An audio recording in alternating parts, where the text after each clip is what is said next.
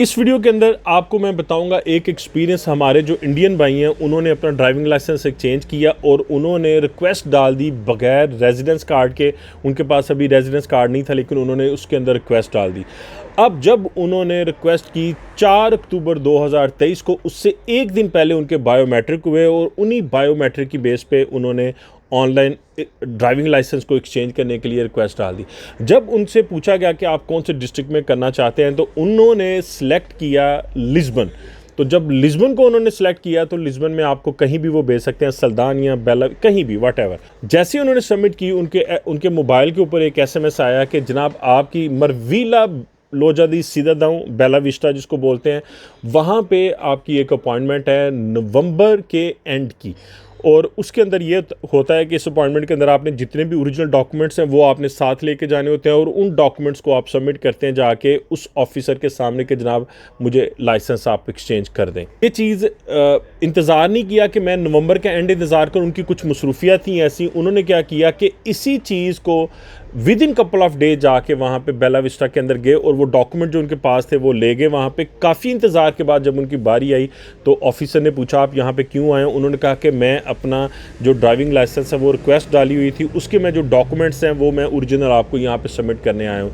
वो सारे डॉक्यूमेंट जब उन्होंने सबमिट कर दिए, उस सबमिशन के बाद उन्होंने, जो ऑफिसर हैं, उन्होंने कहा कि अब आपके पास रेजिडेंस कार्ड नहीं है तो आप जब रेजिडेंस कार्ड आए तो आपने हमें जो रेजिडेंस की कॉपी है वो दे के जानी है। फिर जब इनके पास रेजिडेंस कार्ड आया तो 16 फरवरी 2024 को ये बेला विस्टा के अंदर गए बगैर अपॉइंटमेंट के और अपना रेजिडेंस कार्ड की जो कॉपी थी उन्होंने अपने उस रेफरेंस के साथ वहाँ पे सबमिट की। हाँ, एक और चीज़ बात बता दूं कि जब ये पहली दफ़ा डॉक्यूमेंट सबमिट करने गए थे, जब ऑनलाइन इन्होंने सबमिट किया तो फिर ओरिजिनल डॉक्यूमेंट्स लेने गए थे तो उन्होंने घिया जो था वो उन्होंने उसी टाइम दे दिया था।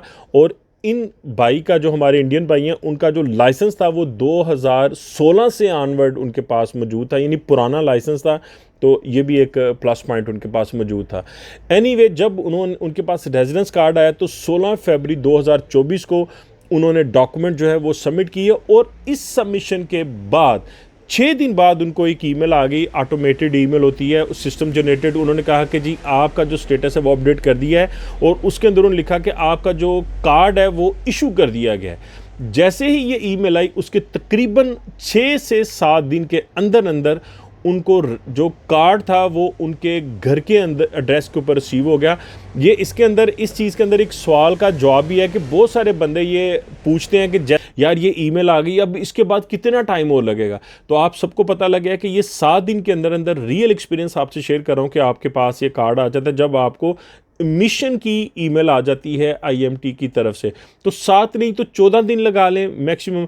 तो यानी जो लोग मोस्टली काम पे ज़्यादातर होते हैं और अपनी डाक को मेंटेन नहीं कर सकते, डाक को मॉनिटर नहीं कर सकते, उनको चाहिए कि जो एड्रेस उन्होंने दिया हुआ है उसको ज़रूर मॉनिटर करें। जैसे ही आपको ये वाला नोटिफिकेशन आना शुरू हो जाए कि आपका जो कारतादी कुंदुसाऊ है ये मिशन यानी मिसाऊ इशू हो चुका है, तो अक्सर आपको कहेंगे नहीं भाई लिस्बन में ना करना, ये फंस जाओगे तो फलाना टींगना हो जाएगा।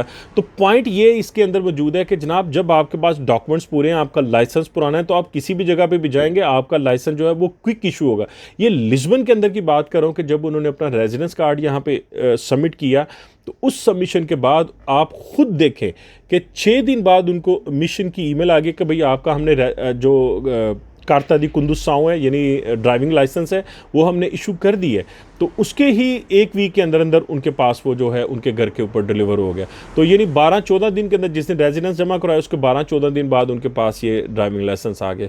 तो इम्पॉर्टेंट चीज़ ये है कि आपके जो डॉक्यूमेंट्स हैं, आपका जो लाइसेंस है वो उस एलिजिबिलिटी को मीट करना चाहिए। ये नहीं है कि आप अभी गए हैं वहाँ पे 10 दिन, 15 दिन, 20 दिन आप रह के आए और उसके रहने के बाद आप कहेंगे जनाब एलो मेरा ड्राइविंग लाइसेंस चेंज कर दो। तो ऐसा नहीं होता। आपके पास एक जो एक क्राइटेरिया, एक लॉ है, उसको मीट करना पड़ेगा। तो उसके बगैर वो ड्राइविंग लाइसेंस आपका चेंज नहीं होगा। तो सबके लिए गुड लक।